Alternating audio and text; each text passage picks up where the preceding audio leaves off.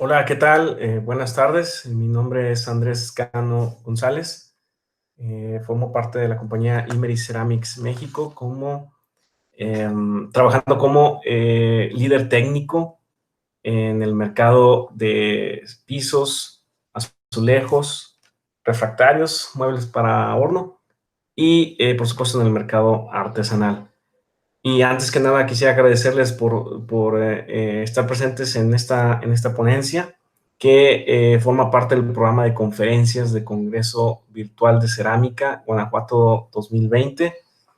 Y de igual manera extiendo mi agradecimiento a la directora de atención a la cadena productiva, artesanías e industrias en desarrollo, Almacita Aguilera, y por supuesto al maestro Alberto Montes, coordinador del Congreso. Esta presentación llevará por título Introducción a las arcillas tipo ball clay. Y bueno, los objetivos de esta presentación son definir lo que es una arcilla tipo ball clay, conocer su génesis, su química, características técnicas y aplicaciones. Muy bien, si me permiten un momento. Muy bien. Está muy claro el tema central de este congreso, que es el diseño en la creación cerámica. Sin embargo, algo que me gustaría subrayar es que pues, la arcilla es el componente principal en la cerámica tradicional. Entonces, hablar de ellas es sumamente relevante al tópico central de este congreso. Pues antes de siquiera pensar en el diseño de un producto cerámico, primero debes pensar en el tipo de arcilla que te permitirá crearlo. No puedes diseñar sin estar seguro que la arcilla te dará el desempeño que buscas. No puedes crear si la arcilla que escogiste no es la adecuada para darle vida y forma a tu proyecto.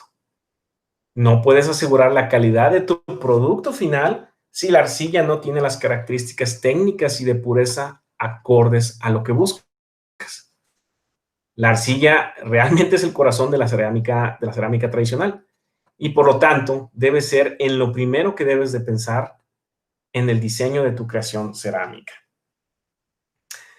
Con ella se pueden crear muchas formas, texturas, muchos diseños y sin duda es un material muy noble, ya que es fácilmente reciclable.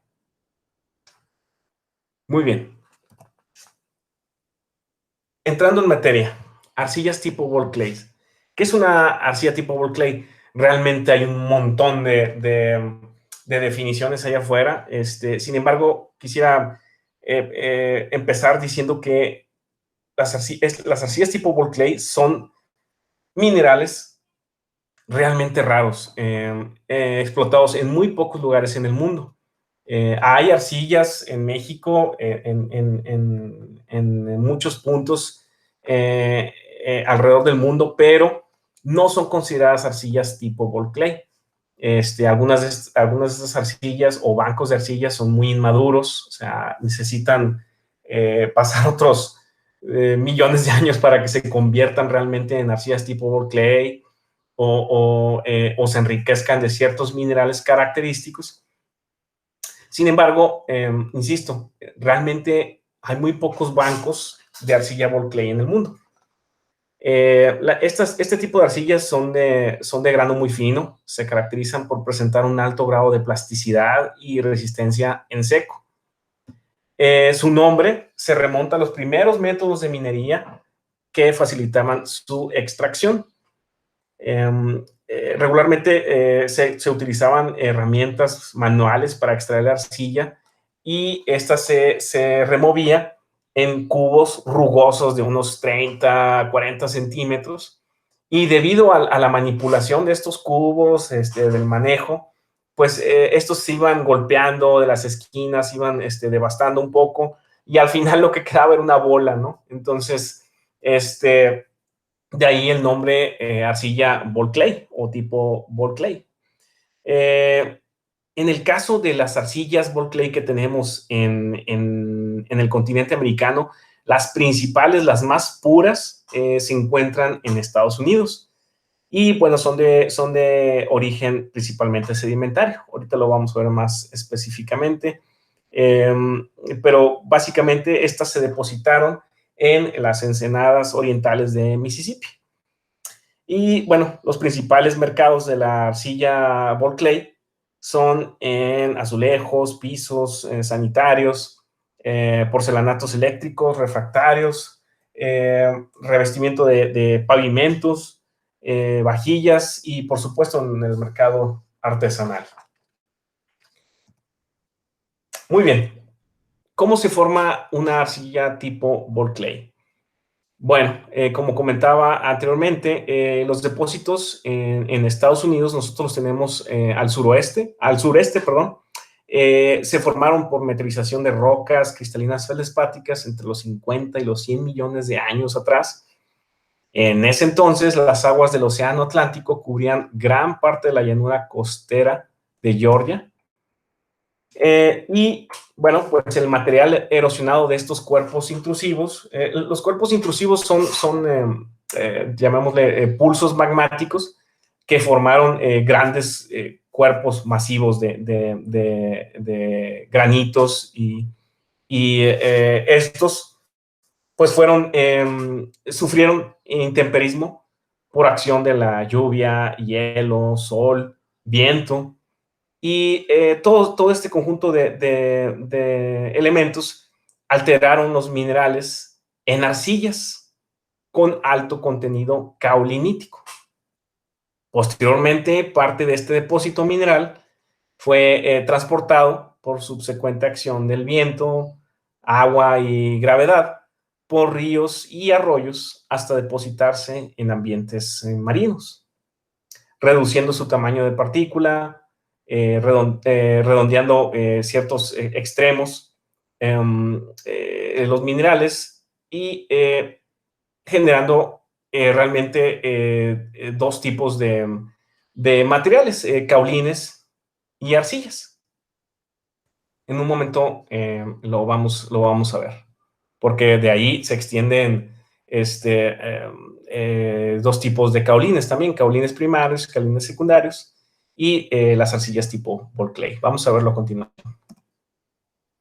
Muy bien, esta es una diapositiva así muy sencilla donde muestra esto que estoy explicando. Tenemos nuestros cuerpos intrusivos, nuestros cuerpos graníticos, ricos en feldespato, micas, cuarzo. Estos sufren alteración, como lo podemos ver aquí. Principalmente este intemperismo por acción de la lluvia, hielo, sol y viento empieza a generar lo que ya comentábamos, el caulín, o más bien minerales cauliníticos que forma principalmente los primeros caulines, o lo que le llamamos los caulines primarios, que no sufren transporte, se quedan in situ, se quedan en ese punto alterados y ahí se generan estos materiales. Los que sufren transporte por acción del agua, de la gravedad, del viento, y se transportan por largas distancias, a esos ya se les conoce como ball clay, o bien también se forma caulín secundario. Y como comentaba, pues estas partículas empiezan a sufrir redondeo por la acción del transporte, empiezan a generar un cierto sorteo, y eso también forma, o es característico, forma parte de la descripción de un yacimiento de esta índole. Muy bien. Una típica arcilla ball clay va a contener en su composición mineralógica una porción de caolinita y otros minerales tales como hilita, esmectita, cuarzo, feldespato, mica, anatasa, entre otros minerales accesorios, junto con materia orgánica. Aquí lo podemos ver. gráfico de diagrama mineralógico.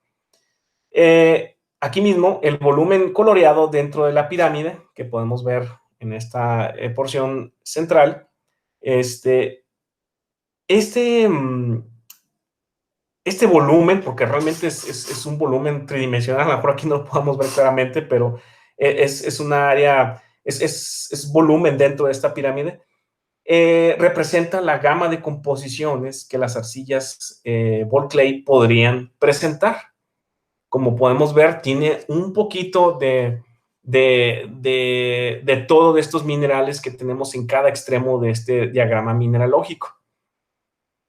Conforme más nos acerquemos hacia un extremo de esta pirámide, quiere decir que está más enriquecido de ese mineral en particular. Por ejemplo, en donde dice caolín, si ven, hay un campo muy pequeñito dentro de este diagrama mineralógico y se acerca mucho al mineral caolinita en el extremo izquierdo de la base de la pirámide. Esto quiere decir que el caolín va a contener principalmente el mineral caolinita. En ese campo que está aquí, en este volumen que tenemos aquí, ahí se encuentra una gama de composiciones que podrían considerarse como un caolín. ¿Ok? Muy bien. Ahora, ¿cómo es en sí la estructura de las arcillas? ¿Qué estructuras son las que caracterizan a las arcillas? Realmente, las arcillas se ordenan en estructuras de hojas paralelas, de moléculas, de tetraedros, de sílice y octaedros de aluminio. Así dicho en palabras llanas, ¿verdad? Aquí lo podemos ver en la imagen de la izquierda. La caolinita se ordena de esta manera. Aquí lo podemos ver. Esta es la composición química de la caolinita y cómo se ordena.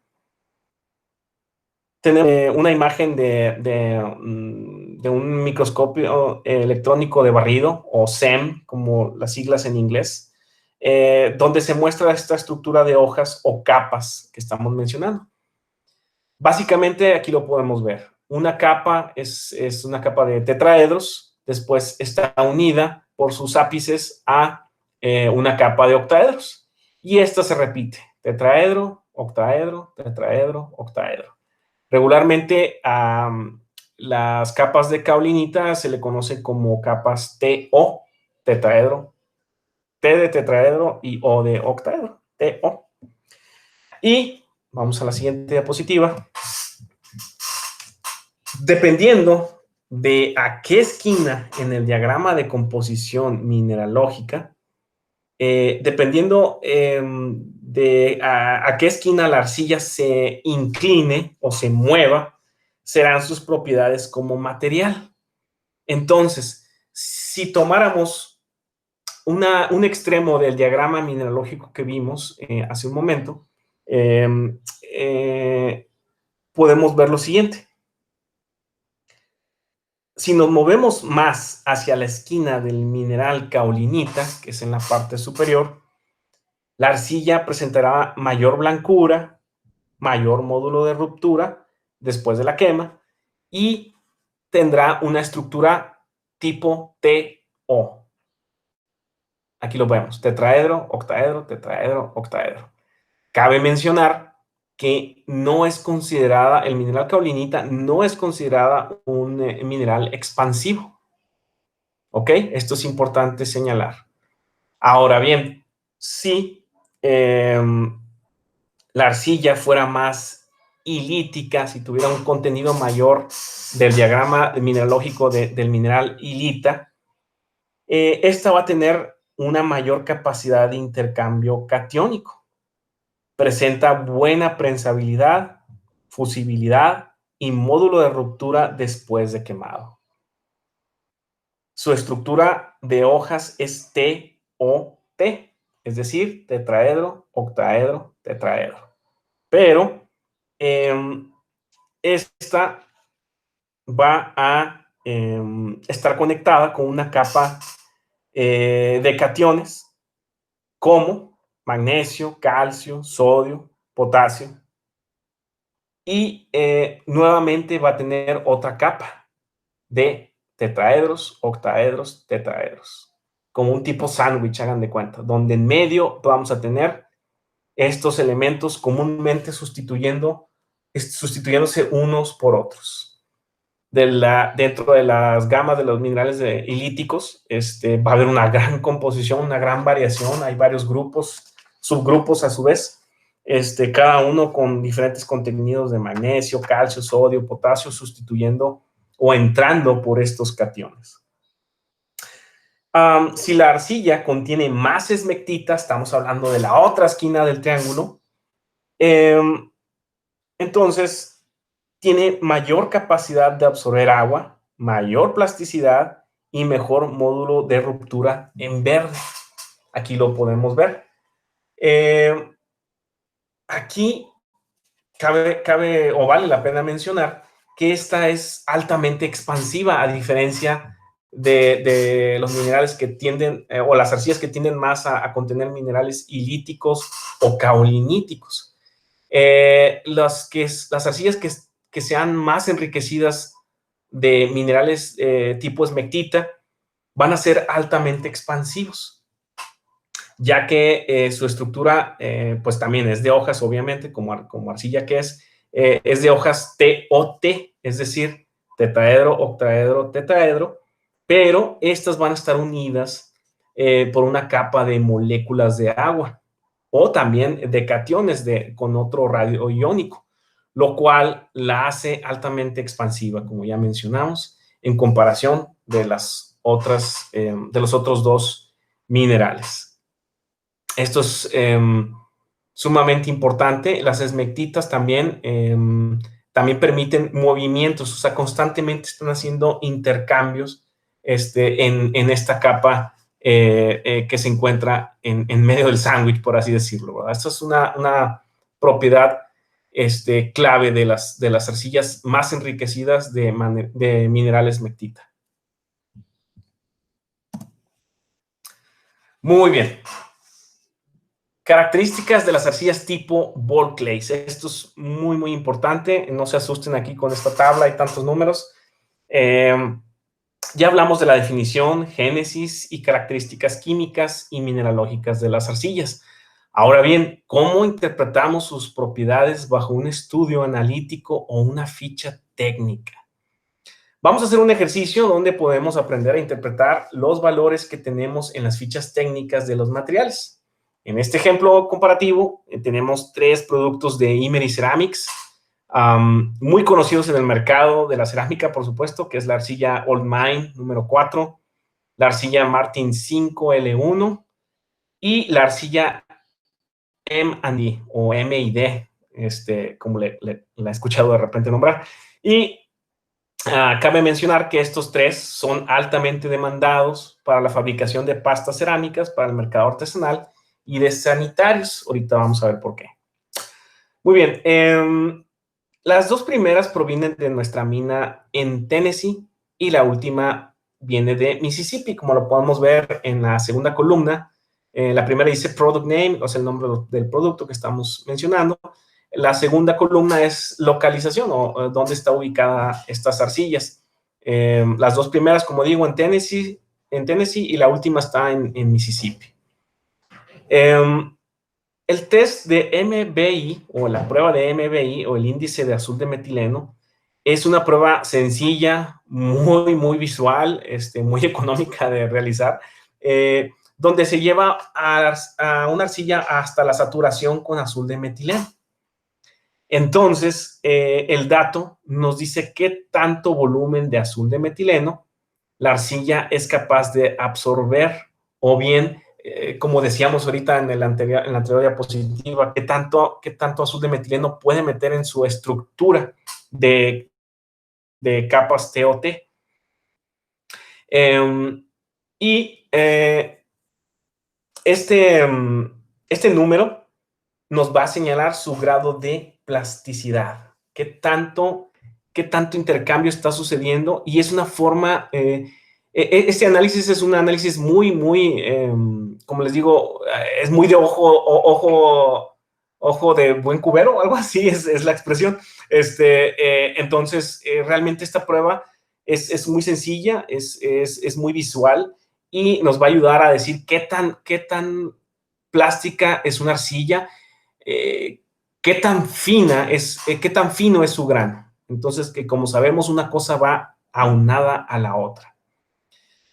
¿Y realmente qué es plasticidad? Bueno, pues este es un tema también muy uh, digamos, muy polémico. He visto un montón de autores, artículos donde cada quien la define de una u otra manera.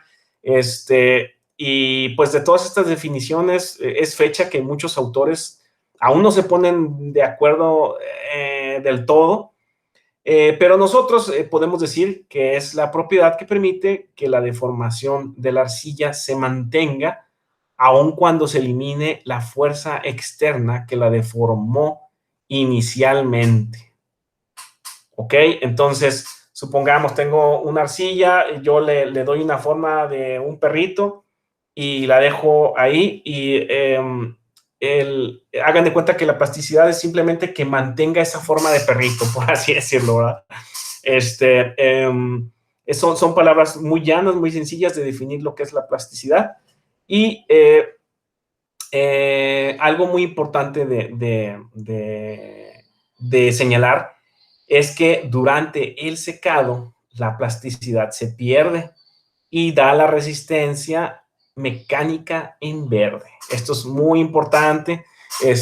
Cuando nosotros dejamos el perrito ahí, fijo, y empezamos a secar, se pierde la plasticidad ya cuando nosotros volvamos a generar una fuerza externa sobre ese cuerpo, lo más seguro es que se vaya a romper, ¿verdad?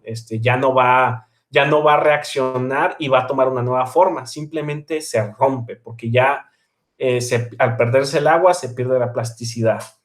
Y viene otra propiedad muy interesante de las arcillas, que es la resistencia mecánica en verde. ¿Ok? Esa es la resistencia que tiene un cuerpo durante la manipulación de la misma, ¿verdad? Que no le pase nada, que no se rompa, ¿verdad? Entre más alta, pues es más deseable, ¿verdad? Esto es una característica clave.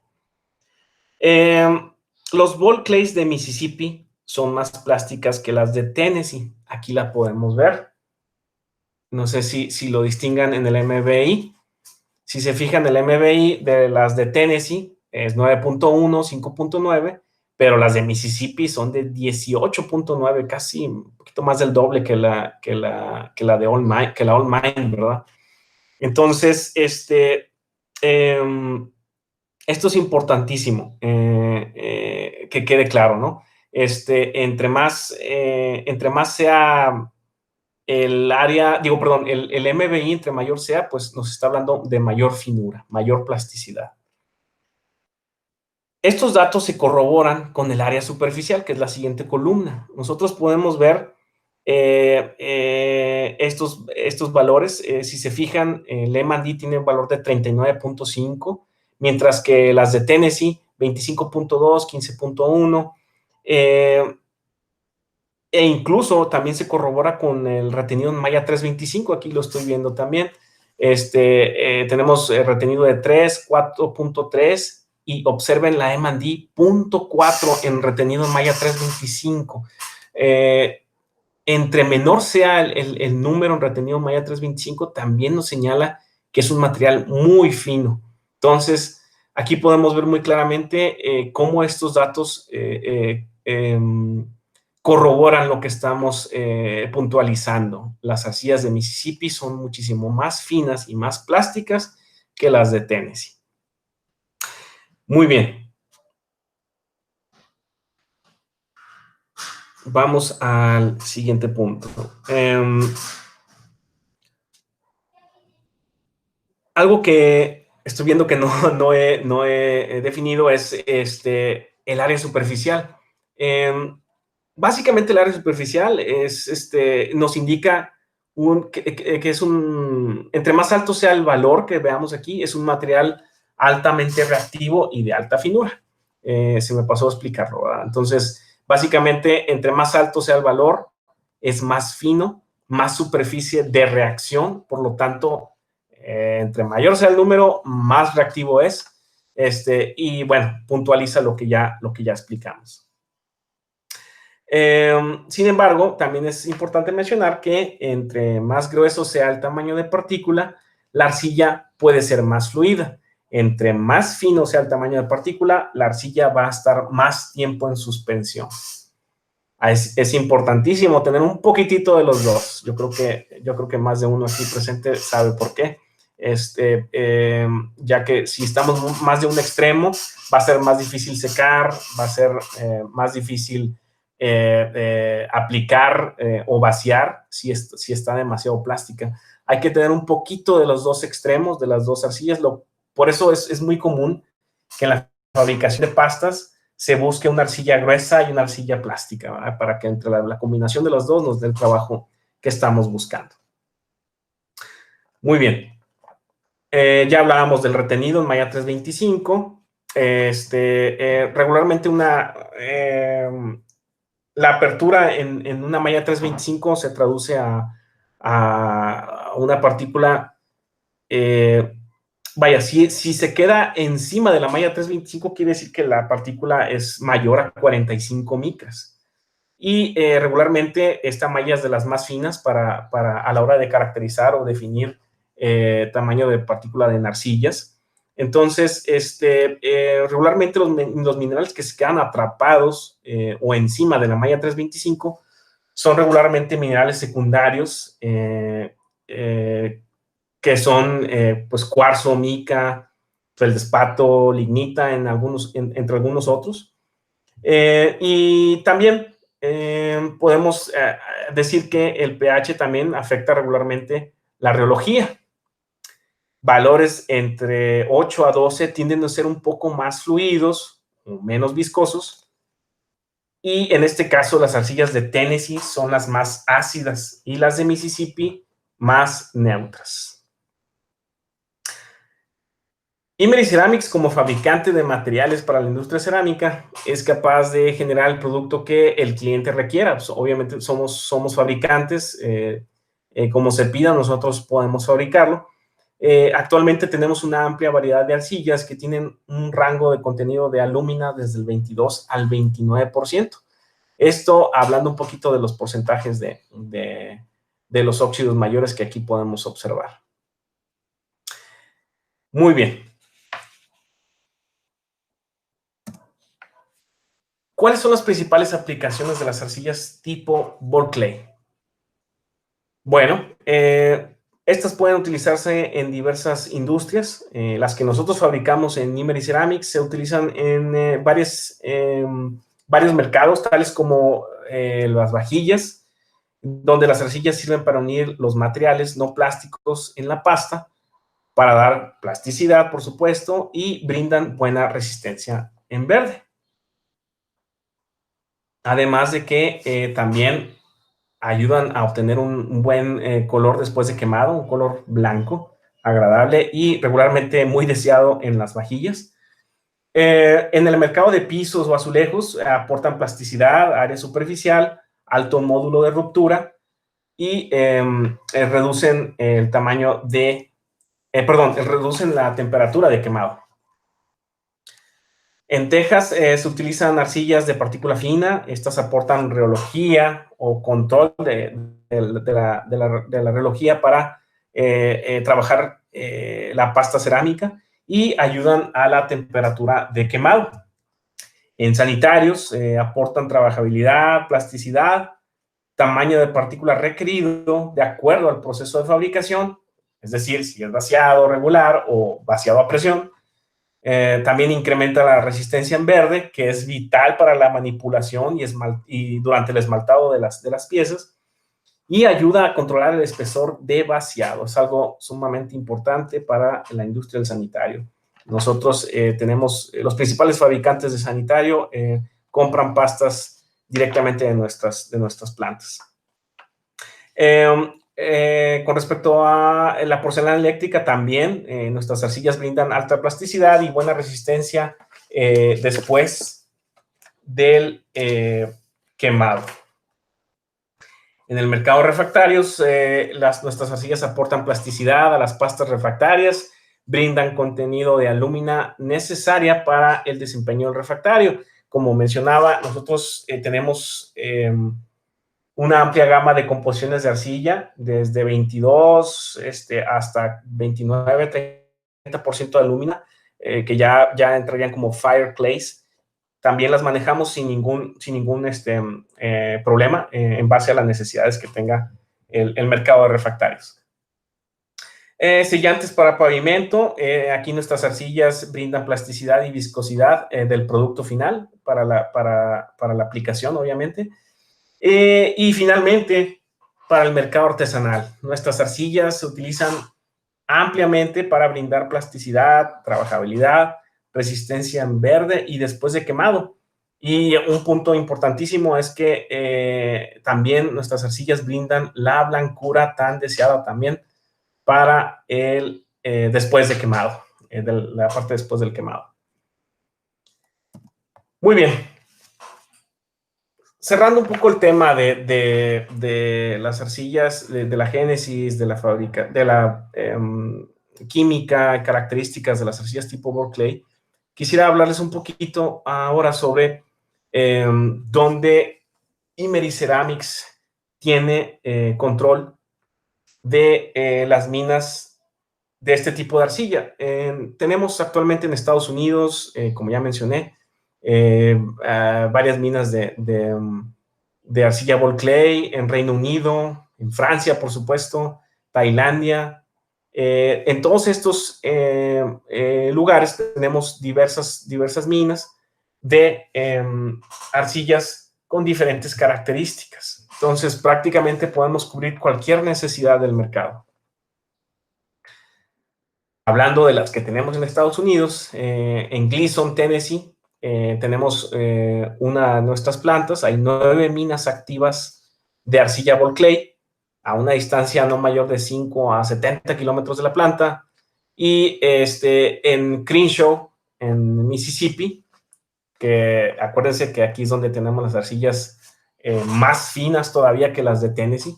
Tenemos una mina activa a una distancia de 8 kilómetros de la planta.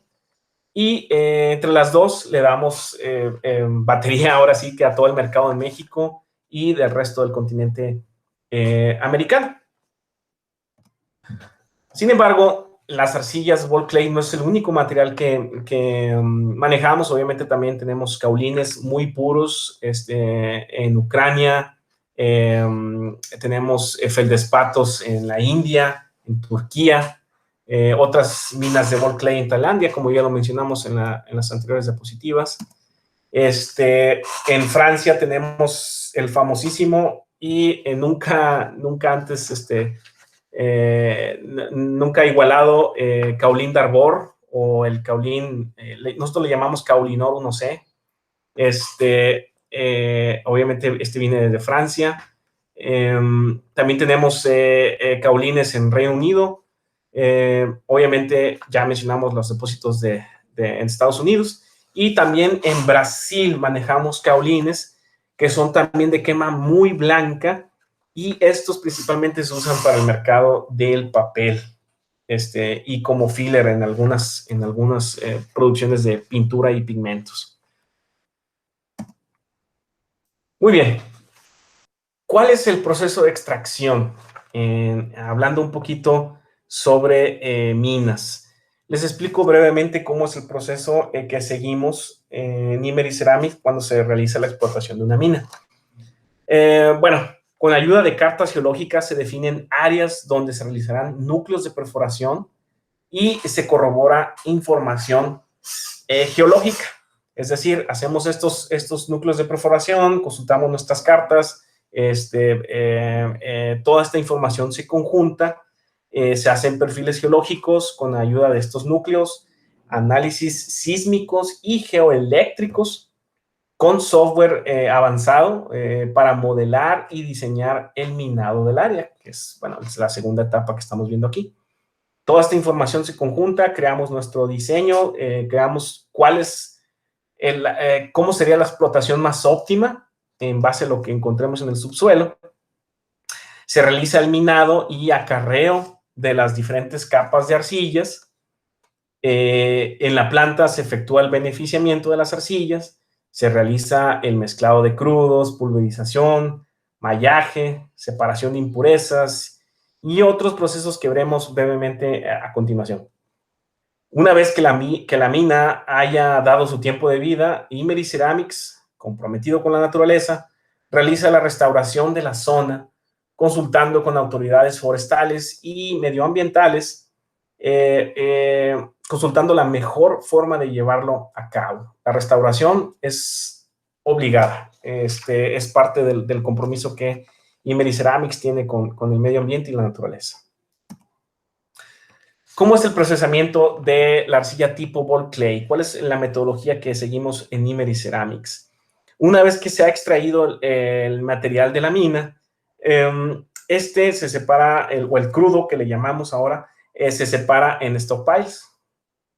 De acuerdo al tipo de ball clay a fabricar, se hace la mezcla del crudo. Esta mezcla se tritura y homogeniza. Posteriormente se seca, se muele, se pasa por malla para separar impurezas, como ya vimos en la diapositiva de las fichas de los datos técnicos, y finalmente se empaca y se embarca. Vamos a verlo más claramente en esta diapositiva. Este es el procesamiento que regularmente se tiene.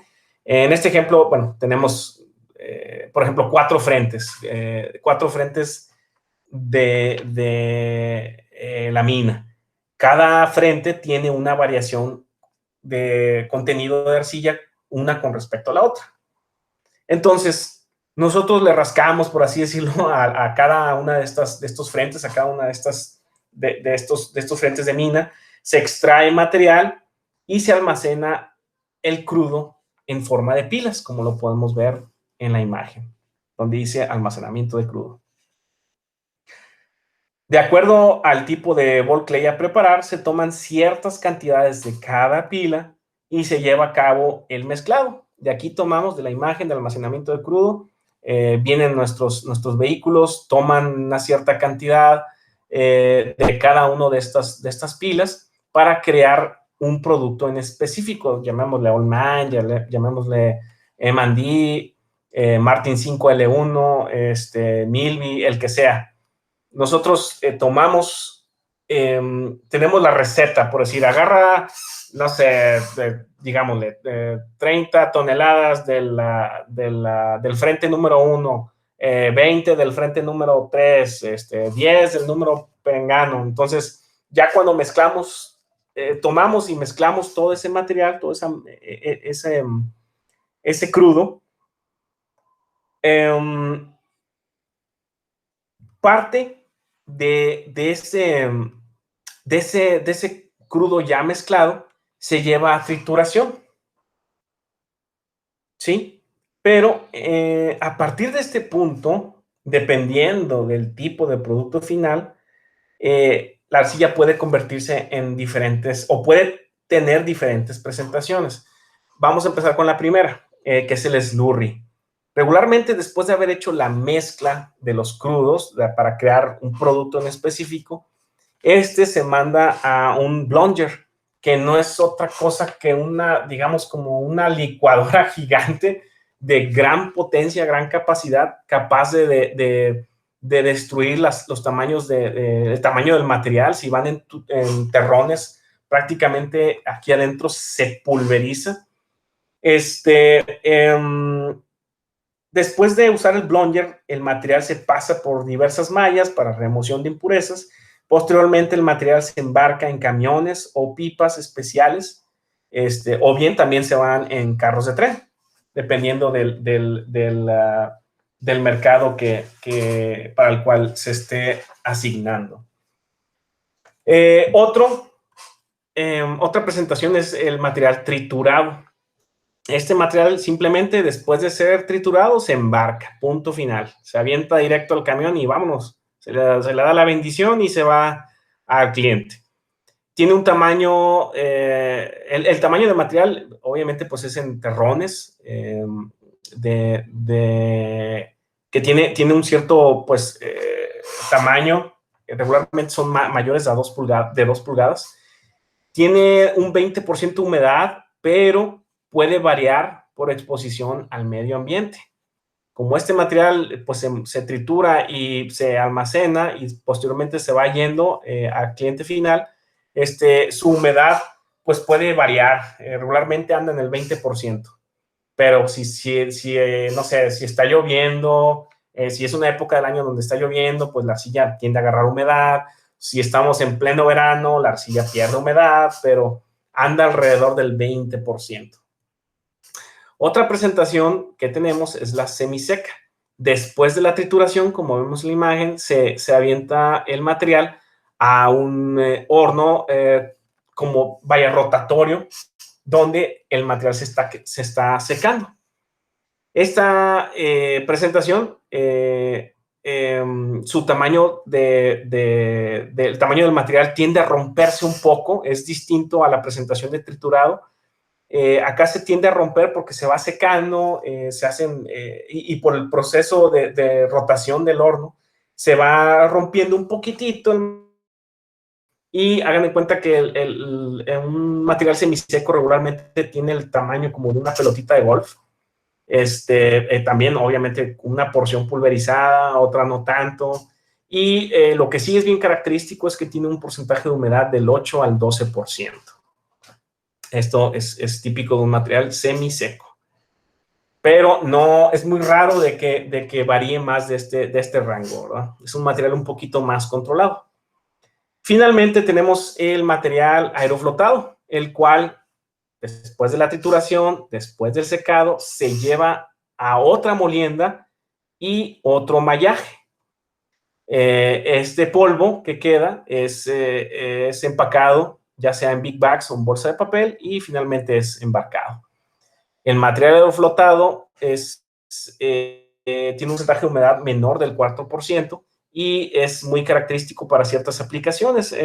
Regularmente se busca mucho para diferentes mercados que requieren que no requieren hacer tanta molienda. Un material aeroflotado, pues prácticamente ya va molido. Realmente requiere poco trabajo en los procesos y por lo mismo es más deseable para cuando tengamos un proceso de fabricación en el cual no querramos moler o queremos moler poquitito, ¿verdad? Es muy adecuado, ¿verdad? Muy bien. En esta diapositiva podemos ver más claramente cada una de estas presentaciones. Las menciono brevemente. Si fuera el tamaño lump, o en español se traduce como terrón, es la arcilla directa de la mina. Es decir, la rascamos de ahí, se hace el stockpile, se mezcla y vámonos directo al camión, ¿verdad? Contenido de humedad más o menos 20%, ahí anda rondando. No se asegura mucho un control ahí en el tema de humedad debido a lo que ya expliqué anteriormente, ¿verdad? En greña, los materiales tienden a tener, tienden a estar en terrones. Este material ya ha sido procesado por un triturador. Regularmente anda entre 1 a 2 pulgadas, a veces un poquito más grande. La humedad es todavía alta, pero puede ser disminuida por secado a la intemperie durante el transporte o almacenaje.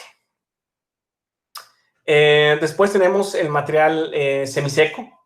Este es material triturado que ha sido procesado por un secador. Ya lo mencionamos hace un momento, humedad entre el 8 al 12%. Y tenemos después material aeroflotado.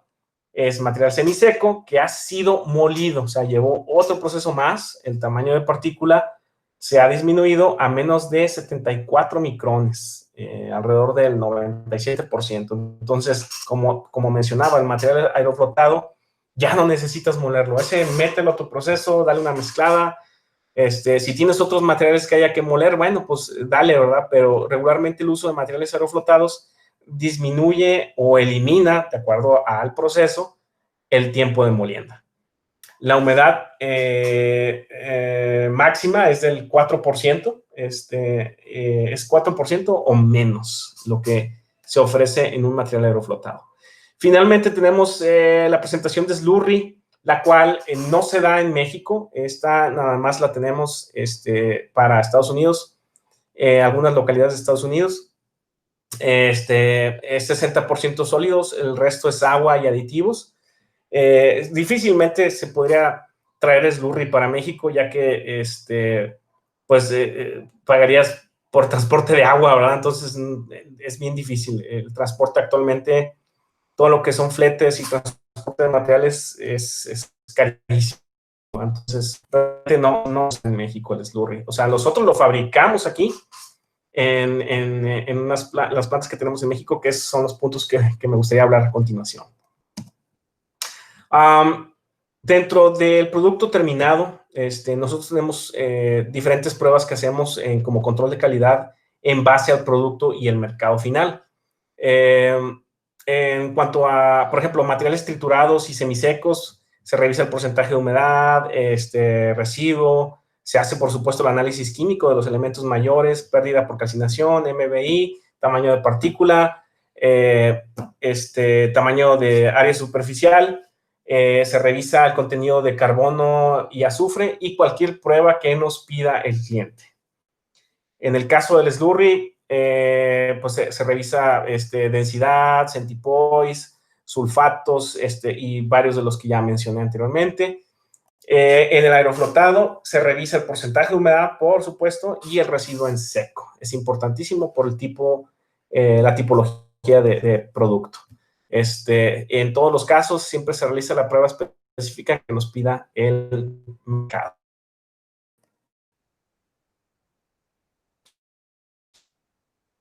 Estados Unidos.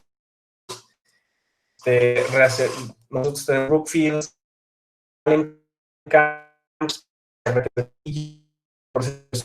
Posilas es un equipo francés para la determinación de tamaño de partícula, área superficial. Baroids, LECO, un equipo LECO para determinar azufre y carbono. Tenemos, por supuesto, pignómetros, pHímetros, hornos para quemado. Tenemos un equipo que revisa la resistencia en verde de nuestras pastas o nuestros materiales. Y algo muy importante, también tenemos un dilatómetro para revisar coeficiente de expansión. Y bueno, en general todos estos tamices, también tenemos tamices para hacer caracterización de tamaño de partícula. Se hacen pruebas también de shock térmico, contracción, deformación. En fin, ponemos a sus órdenes todos estos. Nosotros como fabricantes hacemos todo este tipo de análisis para nuestros clientes, para muestras de clientes en general. Si tienen alguna inquietud o cualquier intención de desarrollar productos nuevos, siempre se apoyan con nuestros equipos, tanto en México como en Estados Unidos. Y también tenemos laboratorios de punta en Francia para cualquier tipo de investigación y desarrollo de nuevos productos o de materiales que requiera el cliente. Muy bien, tenemos varias plantas aquí en México, pero me gustaría hablarles de dos, que son las que realmente fabrican o que están enfocadas en el mercado artesanal, entre otros, ¿verdad? Tenemos nuestra planta en Benito Juárez, en Nuevo León. Cuenta con 50 kilómetros cuadrados de área y, como comento, pues atiende principalmente el mercado sanitario, vajillas, pisos, muebles para horno. Tenemos otra planta en Dolores Hidalgo, donde también nos ponemos a sus órdenes. En esta planta tiene pues alrededor de ya 21 años de experiencia. Nos especializamos en la fabricación de pasta cerámica y venta de materia prima para el mercado de vajillas y mercado artesanal, que es el que nos toca atender en esta planta. En el caso de la planta de Monterrey, pues estamos ubicados, prácticamente somos vecinos ahí de Kohler. Les aventamos ahí el material ahí por el patio, ahí lo cachan. Básicamente atendemos toda la zona, toda esa zona que está ahí, que es industrial, toda esa zona es cliente, son clientes Imeris. Tenemos ahí a Porcelanita La Moza, que también les surtimos arcillas, caolines, y también está Porcelana Corona, y bueno, otros clientes con los que trabajamos. Muy bien, algo que me gustaría, ya para terminar, me gustaría comentarles es que Imeris es Cate Clay. Cate Clay es Imeris. Por ahí, si tenían dudas sobre si Cate Clay desapareció, si Cate Clay es Imeris, y Imeris no es lo mismo que Cate Clay, les confirmo. Cate Clay fue adquirida por Imeris hace poco más de 2 décadas. Sin embargo, el nombre de Cate Clay se quedó por algún tiempo, hasta hace unos 2 años, creo, un poquito menos de 2 años, ya el nombre de Cate Clay en México ya es sustituido por Imeris. Sin embargo, en Estados Unidos todavía se comenta Cate Clay, a company of Imeris, o Cate Clay, una compañía de Imeris, ¿verdad? Porque Cate Clay es el nombre que mucha gente recordamos en el mercado. Sin embargo, les aseguro que básicamente uno es el otro. ¿Ok? Esto para aclararlo. Y bueno, pues muchísimas gracias por su amable atención. Les agradezco bastante que hayan aguantado hasta este momento en esta ponencia. Quedo a sus órdenes. Mi nombre es Andrés Cano González. Les dejo mi celular, el cual aparece ahí en la pantalla, y mi correo electrónico para cualquier cosa que se necesite, soporte técnico, cotización de productos o cualquier necesidad o duda que pudieran tener sobre nuestros productos. Estoy a sus órdenes. Muchísimas gracias por estar presentes, y nuevamente gracias a todos los organizadores de este congreso. Gracias por hacer estos eventos que enriquecen realmente la comunidad artesanal en nuestra ciudad de Dolores, en Guanajuato, y yo quiero decir que en todo México también. Muchísimas gracias. Hasta luego.